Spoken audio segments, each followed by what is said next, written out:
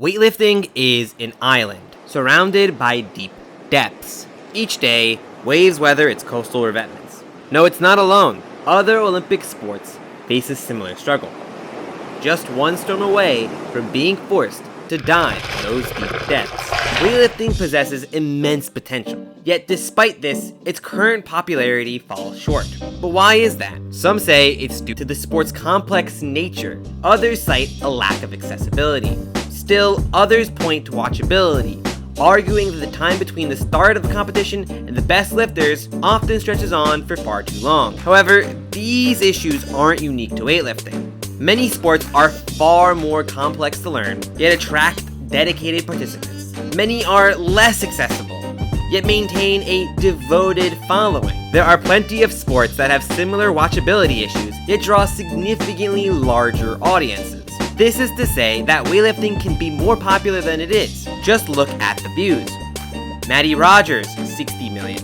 Andrea Cotruda, 7 million. Mahela Kambe, 19 million. Sarah Davies, 17 million. Kadamar Vaiania, 13 million. Ramat Ernodula, 13 million. Joseph Gentz, yeah, you didn't expect him, 2 million. A random girl doing a snatch, 247 million views. CC Kyle dislocating her finger, at this point, hundreds of millions of views. Despite these impressive figures, the average gym goer likely wouldn't recognize any of these lifters and would probably have an issue naming you just 10 weightlifters. If I asked you who's the best lifter, Dmitry Klokov, Andrei Aramnow, or Ilya Ilyin, you're probably going to choose Aramnow or Ilyin. Now let me change the question. If I asked you who here is the most popular lifter, which one is your average gym bro most likely to know? The answer is undoubtedly Dmitry Klokov. While he was a skilled lifter with Olympic and world medals, his popularity transcends his achievements. You could say he had a lot of things going for him. His larger-than-life personality, his jacked physique, some impressive strength feats like a 225-kilo push press, 170-kilo strict press, 242-kilo clean and jerk, and arguably the most famous snatch of all time, his 200-kilo hang snatch. Yes, Dada! Though there were plenty of people in the 2010s who had feats just as impressive. Just look to the Russian team, with athletes like Artem Akulov doing a 190-kilo hang snatch, Akayev with his world's loudest 210-kilo snatch, Apti with his 220-kilo squat jerk pushed boundaries. Not to mention Ilya Ilyin, along with Team Astana, was posting Big Friday videos. Clarence Kennedy was in his prime. Plenty of people were doing plenty of great things in the same time that Dmitry Klokov was lifting. Though despite that, Dmitry Klokov is way more popular. So why is Klokov so popular that people call tempo squats Klokov squats? Klokov's unique approach was to bridge the gap between weightlifting and other strength sports, like bodybuilding, strongman, powerlifting, and CrossFit. He established a presence not only in weightlifting, but across the entire strength space. Weightlifting is an island. Lifters rarely venture beyond its shores, content with training, teaching occasional classes, or becoming coaches. This isn't solely the athlete's fault. Some don't have the ability to market for themselves, though the International Weightlifting Federation neglects to promote the sport or its athletes.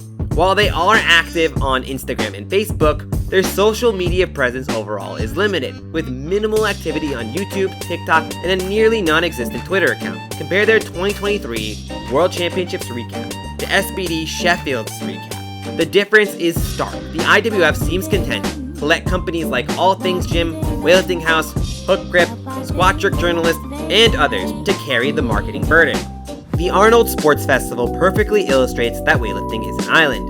You come to the Arnold to see the most elite strongmen. Thor Bjornsson, Mitchell Hooper, the Stoltman brothers. You come for one of the most anticipated bodybuilding events of the year, with bodybuilders like Samson Dauda, Nick Walker, and Dino Ramon. You come to watch the Animal Cage, with the most elite powerlifters, John Hack, Julius Maddox, Steffi Cohen, remember her, and others. But weightlifting is a different story. Outside of Team USA, the best of the best do not go to the Arnold, opting to go to other IWF events. At the Arnold, you're more likely to go to the Big Jerk rather than watch a clean and jerk. Imagine the kind of marketing that the IWF could do if we had something like a cloak-off power weekend, have Team China training in the training halls, or have someone like Carlos Cesar performing an exhibition. Such displays would expose the broader strength community to the true power of weightlifting. Weightlifting is an island, and without effective marketing, it will remain an island. Consider a sport closely related to weightlifting: CrossFit. In 2018, CrossFit decided to dismiss its media team, contributing to a decline in viewership and participation. And while it wasn't necessarily all because of the media team, some consider this moment to be when CrossFit started dying as a sport. Formula One provides a contrasting example.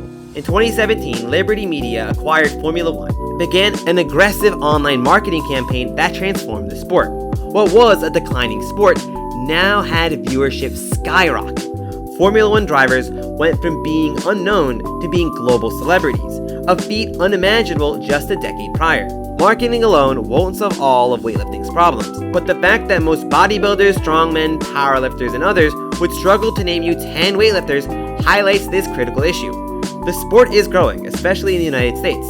However, the IWF's inaction to market its sport is hindering its potential, keeping countless potential fans in the dark. But until they realize this,